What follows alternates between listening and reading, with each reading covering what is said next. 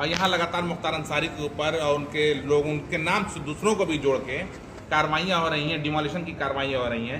इस पर आपकी क्या राय है, क्या लगता है? जो अंडे खाए हैं उन पर डंडे चल रहे हैं।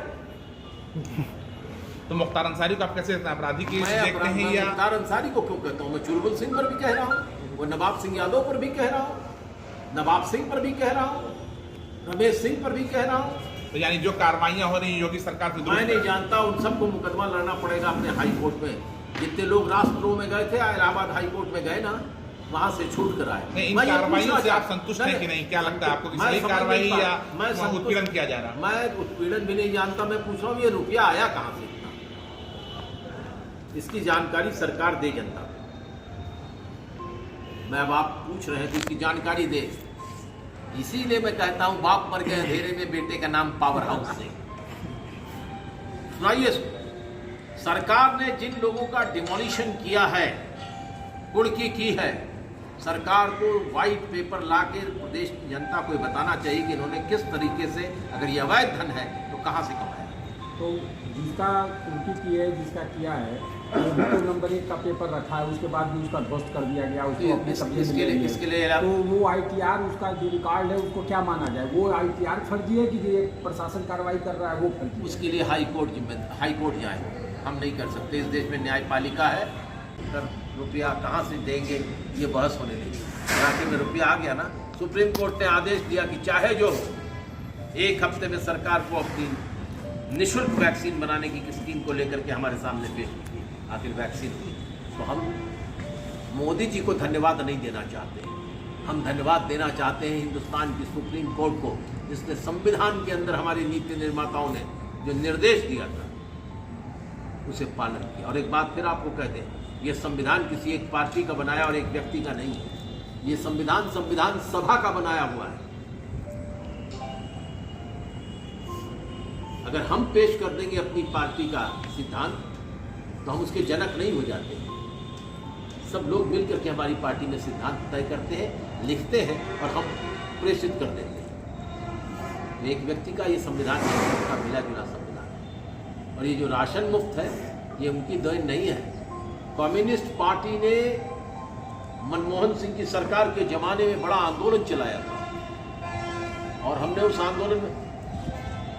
आंदोलन में कहा था कि राइट टू फूड होना चाहिए। संविधान में अधिकार है भोजन का, राइट टू फूड के लिए किया। और तब सरकार ने, मनमोहन सिंह की सरकार ने 2011 में राइट टू फूड का अधिकार दिया और उसी राइट टू फूड के तहत ही आज ये 5 किलो राशन बांटा जा रहा है।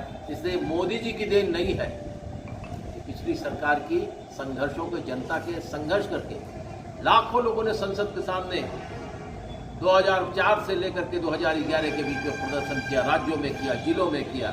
आप लोगों ने इसी मऊ में हम लोगों ने प्रदर्शन किया है भोजन के अधिकार को लेकर के। आप लोगों ने छापा है, दिखाया है, उससे ये मिला है। तो लिहाजा ये किसी एक व्यक्ति विशेष का देन नहीं है संविधान। हाँ, सरकार ने किया वो ठीक है, अच्छा किया। आपने हमारी मांग को स्वीकार किया, ठीक किया मनमोहन जी, और आपने मोदी जी उसका अनुपालन किया। इसके अलावा आपके पास कोई रास्ता नहीं था। आप तो मनरेगा को बहुत खिलाफ कहते थे। ये मनरेगा भी कम्युनिस्ट पार्टी की देन। हम लोग जब कहते थे, हमारे गांव के मित्र कहते थे, अरे भाई आप पैसा बर्बाद कर रहे हैं। आज हम इस बात की मांग कर रहे हैं कि अब मनरेगा ही एकमात्र, प्रधानमंत्री ने कहा कि पूरे कोरोना काल में मनरेगा से ही हमने सबसे ज़्यादा लोगों को रोजगार दिया। आज हम ये कहना चाहते हैं प्रधानमंत्री जी से और केंद्र सरकार से, मनरेगा के कार्य दिवस को 100 से बढ़ा करके 200 दिन प्रतिदिन किया जाए और इसके जो न्यूनतम मजदूरी है वह भी आज की परिस्थिति में बढ़ाया जाए। कि मंत्रिमंडल का विस्तार हो और मंत्रिमंडल से 12 मंत्री निकाले जाए। क्यों निकाले? जिसको जानने का हक नहीं है। पेगासस पर यहाँ सब खुफिया जासूसी हो रही है और पेगासस इजराइल की कंपनी जिसको बनाती है NSO, वो कहती है हम सिर्फ सरकार को बेचते हैं। हमारा एक सिंपल सवाल है, पेगासस के बारे में केंद्र सरकार ये बताए कि उसने ये मशीन क्यों खरीदी।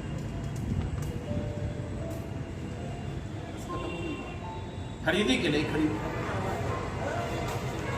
हम ये कह, और इसलिए मैं ये कह रहा हूँ कि राफेल के संबंध में जो लूट हो रही हुई है, उसकी बातचीत जो लोगों में है उस तक न जाए, इसलिए इस पेगासस को खरीद करके मॉनिटर किया जाता है। कहा जा रहा है कि राफेल की लूट को एक तरफ आदमी नज़रअंदाज भी कर सकता है कि लूट के साथ साथ राफेल भी आ गया है, तो उस लूट को नज़रअंदाज, बहुत सारी लूट ऐसी होती है कि उसके एवज में कुछ नहीं आता, लेकिन उस लूट के एवज में राफेल आ गया।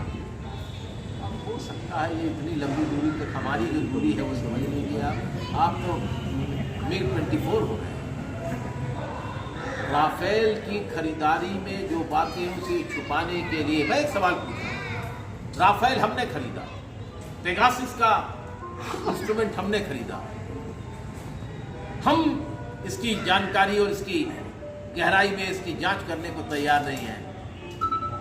राफेल जिसने बेचा फ्रांस में, उसकी न्यायिक जांच हो रही है, पेगासस की न्यायिक जांच हो रही है, हम क्यों डरते हैं? यहाँ पर हम ये कहना चाहते हैं कि राजीव गांधी के ज़माने में बोफोर्स के सवाल पर हंगामा हुआ था ना, कितना हंगामा, 2 महीना 23 दिन तक अटल बिहारी वाजपेयी, अडवाणी जी, सुषमा स्वराज और अरुण जेटली पार्लियामेंट को चलने नहीं देते, 2 महीना 23 दिन तक। और फिर सारे विपक्ष ने इस्तीफा दे दिया था संसद से, तब जाकर के उसकी संयुक्त संसदीय समिति से जांच हुई थी बोफोर्स की।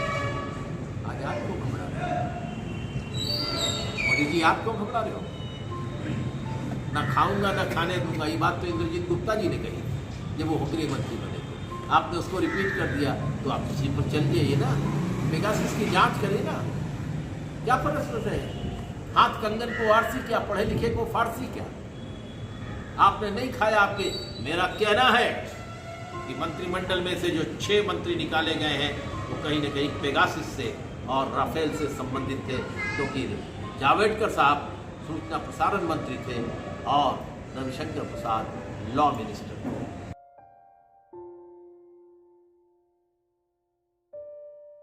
खबरें पसंद आई हो तो लाइक करें, शेयर करें, कमेंट करें, और इसी तरह खबरों का ताज़ा अपडेट पाने के लिए हमारे चैनल को सब्सक्राइब करके घंटी वाला बटन दबाना ना भूलें।